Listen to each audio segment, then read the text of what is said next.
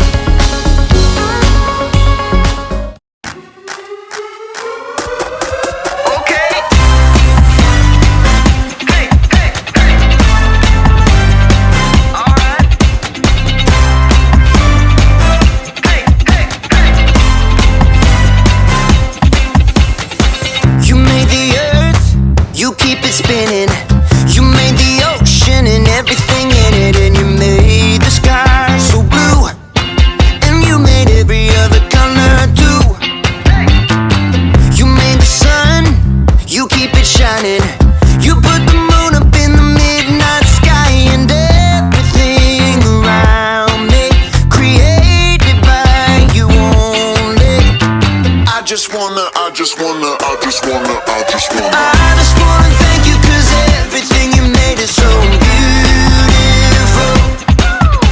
Every single star and every beat of my heart, and it's beautiful. You made my feet, you made my hands, you make me sing and you make me dance, 'cause your love is all around me, and your love is so astounding. I just wanna thank you 'cause everything you made is so beautiful. Every single star and every beat of my heart, and it's beautiful. Here we go, break it down now. Everything you created with your imagination is wonderful and good, wonderful and good. You're my inspiration beyond all explanation. You're wonderful and good. You're wonderful and good. Everything you created with your imagination is wonderful and good, wonderful and good. You're my inspiration beyond all explanation. You're wonderful and good. You're wonderful and good. I just wanna thank you 'cause everything you made is so beautiful. Every single star and every beat of my heart, and it's beautiful. I just wanna thank you 'cause everything you made is so beautiful. Every single star and every beat of my heart, and it's beautiful. What a joyful worship. I'm so excited you guys were able to dance it all off and sing out in your loudest voice and thank God and love God during that worship. Today's story is about Timothy and his mentor, Paul. He always wanted to do something really big, but he was always told that he was too young and didn't know enough. Show of hands, how many of us kids feel like that? We always have an opinion. We wanted to share our thoughts or even share our characteristic with our family members or our teachers, and sometimes we're looked down upon. Let's tune into the story and learn how Timothy was able to overcome all of that.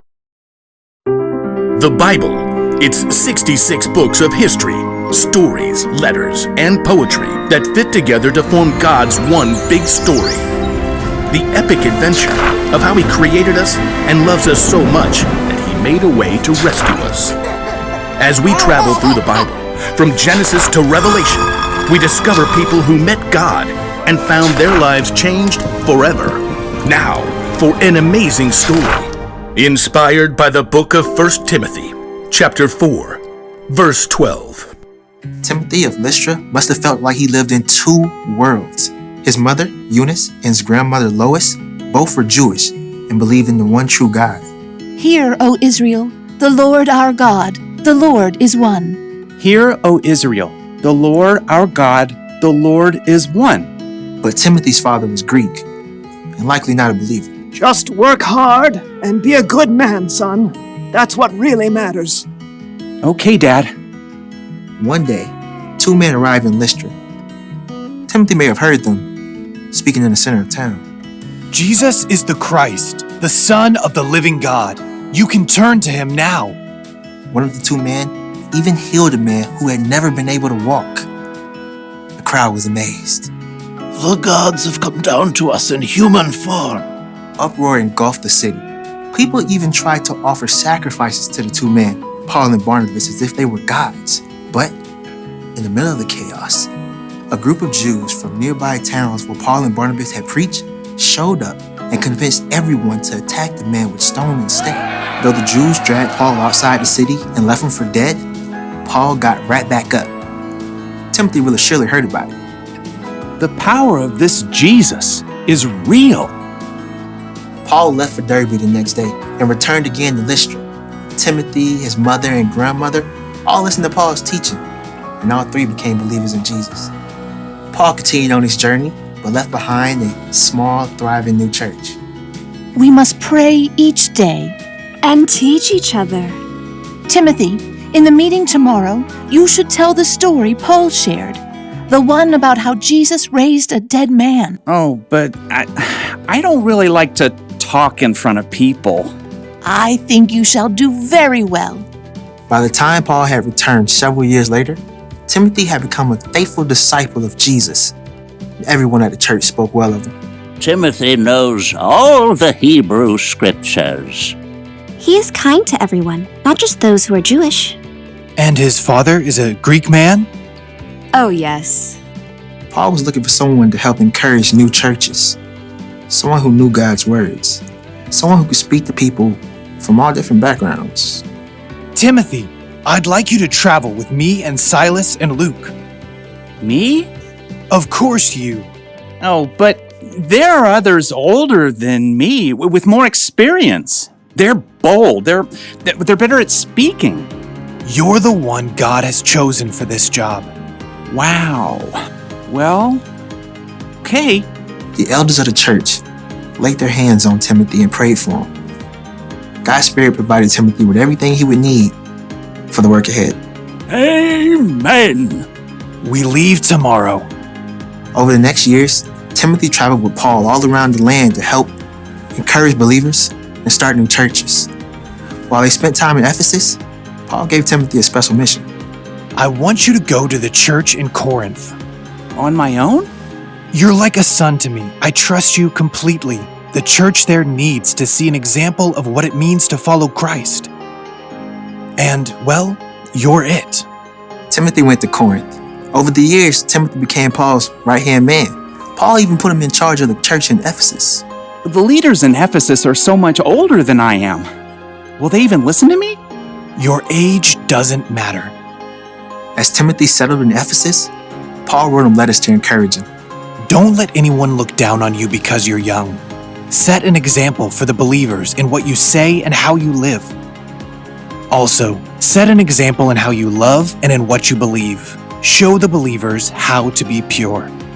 Though Timothy met Paul when he was a very young man, he was able to play an important part in helping Paul build up the early church and sharing the incredible news of Jesus.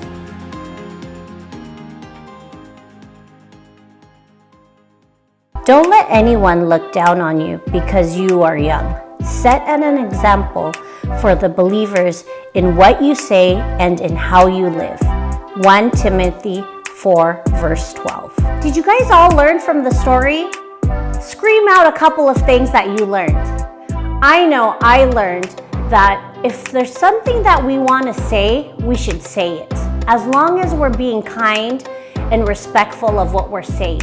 And 2 is to make sure that we always do the right thing. We're able to teach others the God way. We can teach them how Jesus lives just by showing someone you love them. And that, ladies and gentlemen, is the best thing you can do for those around you, is to share your love no matter how young or how small people think you are. You have a big love and big gifts to share to make that big impact on the world. See you all next week. Bye.